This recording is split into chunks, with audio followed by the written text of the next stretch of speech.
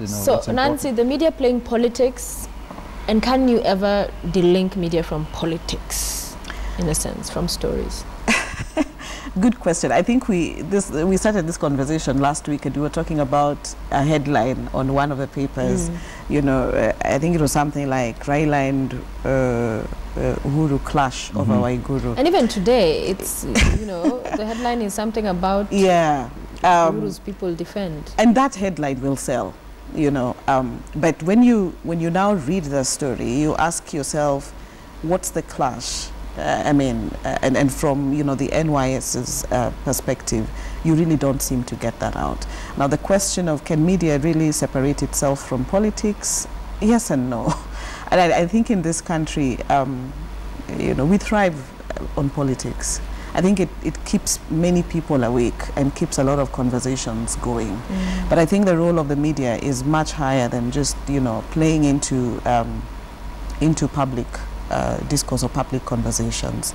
And in terms of, you know, some of the stories that we are seeing, even how corruption has been covered, you know, across various institutions, being able to delink, you know, politics from the real issues, I think has been a challenge. And I don't know where that problem starts, but I guess the main push oftentimes is what is it that sells the paper? What is it that sells the media? I think Clay one time said here that, you know, when Raila is on the front page, it sells, you know.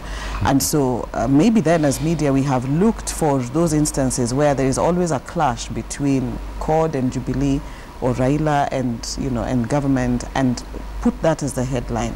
And we forget about, you know, the real issues that need to be unearthed.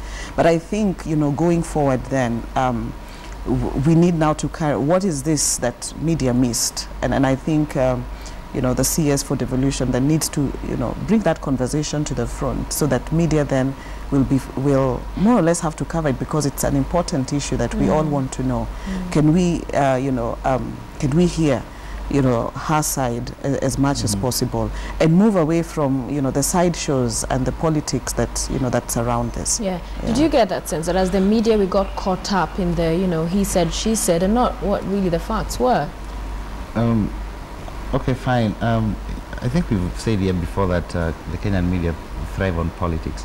I think what we thrive on is political conflict. Yeah, not politics per se, because what happens is, like the NYS story, we have actually forgotten the genesis, how it all started. This thing was not started by the CORD side or the PNU side of people. It all started from a government agency, a letter from Central Bank of Kenya. But which was not on this issue. Just a minute, questioning some of the deals. So going forward, questioning some of the payments, which probably was just a routine letter. Maybe. According to her one payment, which was a routine letter. Yes, probably that was a routine letter. But I don't refuse that after that one letter, probably maybe the journalist or the media actually followed up, used this as a lead or as an entry point, and found out probably something that they considered dubious, like the payment of 50 million shillings for one event, I think in Kibra or something like that. But then after that, now we thrive on political conflict, because I will, instead of following up this and probably finding out, like, is this a routine process that probably the central bank does when such kind of payments are done? What we do now is we go to the other opponent and ask, okay, fine, what do you think about the scam? And was 50 million paid for this one event? Yeah, why do you think that? Well, which they say is not for the one event. You see. So, I mean, it is, I think it's, the political conflict is what, when it gets to the level of, so, I mean, CORD says this, and PNU, the other, is it TNA? TNA says this, that is what now we thrive on. But we forget the issues at hand, like, okay, was the due process followed even in all these payments? Right now, we've totally forgotten about this letter, which was supposedly written to CID. How far have the investigations gone? There's an interim report out. They're still ongoing the rest. You see, we are not talking about that. The whole point is what the politician has said, who is defending who. I mean, so I think sometimes we get caught up in this political conflict, and I think that is what we thrive on. If I may, I think one of the indicative things look at is which voices are missing